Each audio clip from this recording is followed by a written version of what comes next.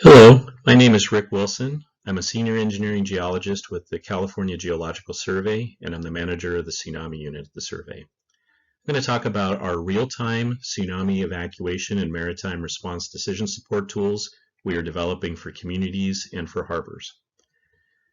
We have a number of partners that work with us, including the National Weather Service, the California Governor's Office of Emergency Services, as well as the University of Southern California. The 2011 Tohoku Oki tsunami caused $100 million worth of damage to 27 ports and harbors in California. We did not see inundation to a great extent inside the state. However, for harbors, they had very little information and had no understanding of where they expected to see damaging currents inside the harbors. This caught them off guard. This led to inconsistencies in response and where to reposition ships.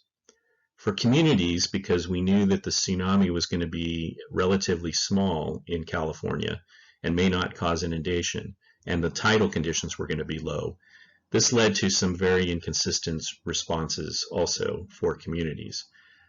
They had the option of either doing an all-out or nothing evacuation, and in many cases there were these inconsistencies where they didn't know what to do. This has led the state to develop what we call Playbooks, which are decision support tools that are scientifically based options for evacuation and response. For land-based evacuation, we rely on the total water level or FASTER approach, which I'll talk about in a minute. And then for maritime communities, we rely on understanding what the strong currents are and what kind of damage those currents will create. The evacuation playbooks depend on our capability to calculate what the total water flood elevation is.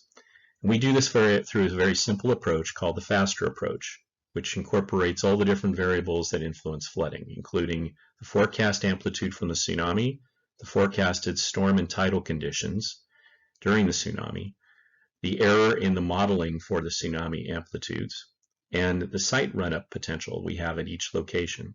This leads to a realistic maximum tsunami run-up height and then to a playbook elevation line we can recommend to communities.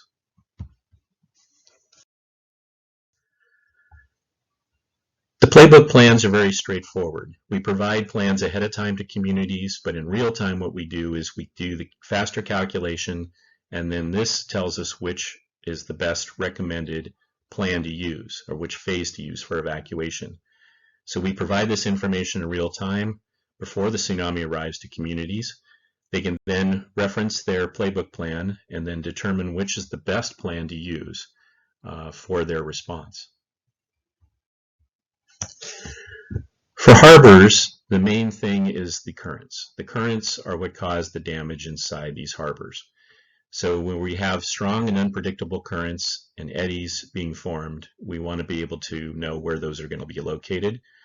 And then where you may also get sudden water level fluctuations as well as other factors which may influence damage inside the harbors.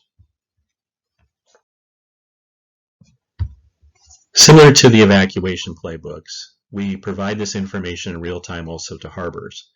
We make a recommendation based on the forecast amplitude that is for that location and associate a particular plan with it. These are all pre-planned. These are all in their documents for the harbors. They can then reference that particular plan and see where they're going to have damaging currents. The damage relationship between currents is basically at 3, 6, and 9 knots, going from minor, moderate to major or complete damage inside the harbors.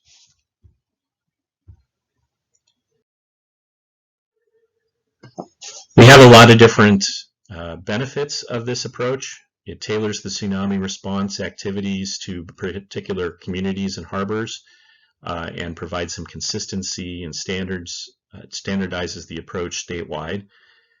Gives them a minimum response recommendation. They still could go with their full evacuation or response if they like.